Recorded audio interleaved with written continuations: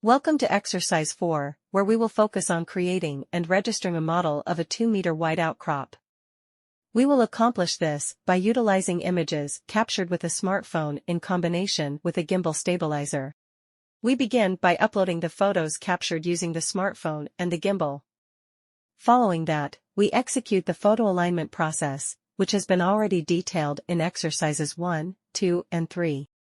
In this exercise, we've opted for the time-saving sequential preselection. During the image acquisition process, indeed, we took care to ensure that each image exhibits a significant overlap with the preceding one. The visual examination of the sparse cloud reveals an overall good quality of the reconstruction. Some areas near the model's edge are incorrectly reconstructed, as indicated by oblique planes, but this is not a main issue for this exercise. We now execute the Build Dense Cloud command, which has been already detailed in exercises 1, 2, and 3.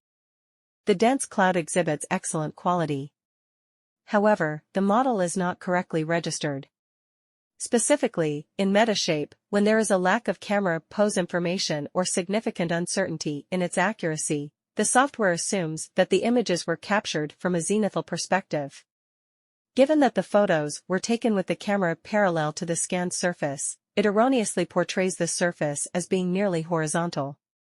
In reality, the surface in question actually has a dip of approximately 60 degrees.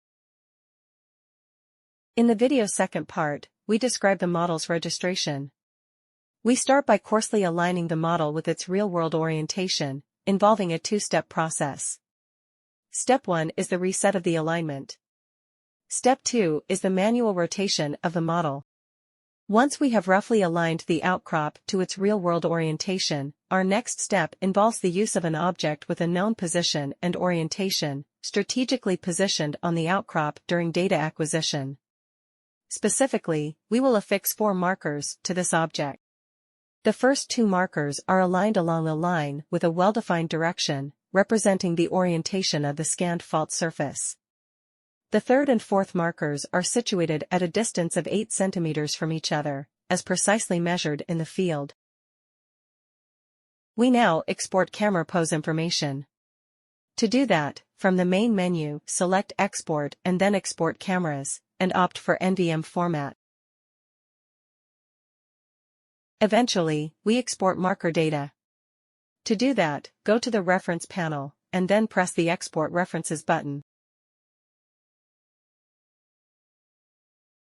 In this window, remember to opt for markers, and then press OK. The camera pose information and marker coordinates are subsequently imported into OpenPlot software.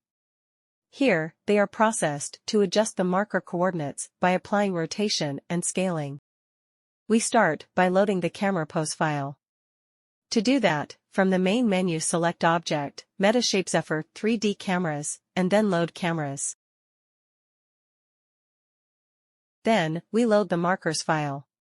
From the main menu, select Object, Metashape 3D Cameras, and then Append Markers. Due to the use of the gimbal during photo acquisition, one of the 3 axes of the captured images should be always horizontal. Plotting the long axis of photos on a StereoNet shows that it lies on a gently dipping plane, with the best fitting procedure revealing that the plane's normal vector has a plunge of 86 degrees, instead of 90 degrees. We now rotate the cameras and markers around a horizontal axis to align the long axis of the cameras horizontally. To do that, from the main menu, select Data and then Rotate. The trend of the rotation axis must be the trend of the normal vector to the best fit plane, plus 90 degrees. The plunge of the rotation axis itself should be 0. The rotation angle can be calculated as 90 degrees minus the plunge of the normal vector to the best fit plane. Eventually, we save the file with the rotated elements. Plotting the post-rotation long axis of photos, and applying the tensorial analysis, reveals that the normal to the best fit plane is now oriented vertical, with an error of 0.16 degrees, meaning that the long axis of photos is now oriented horizontal. We will now plot the vector connecting markers 1 and 2. In the field measurement, the trend of this vector is 154 degrees. However, in our current representation, it trends 90 degrees. To fully register the model, we thus perform a second rotation of -64 degrees around a vertical axis. To do so, navigate to the main menu, select Data, and then choose Rotation. Next, set the trend to 0 degrees, the plunge to 90 degrees, and the rotation angle to -64 degrees. We save the rotated data and subsequently replot it to validate the accuracy of the outcome. This verification is supported by observing the trend of the vector from marker 1 to marker 2, which now measures 154 degrees. Now that the markers and cameras have been correctly oriented, we are ready to export the markers. In this phase, we will additionally adjust their scale based on the known real-world distance between markers 3 and 4. To do that, in the main menu we select Object, Metashape 3D Cameras, and then Export Cameras. We then select markers 3 and 4, and set their distance to 8 cm. Next, we set marker 1 as the origin of our reference frame and save the result.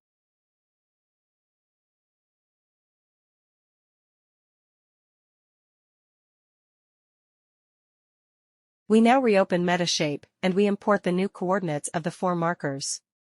To do that, from the Reference panel, select Import References.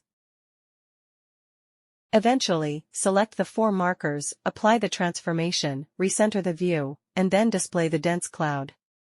The model is now properly oriented and scaled, and the exercise is finished.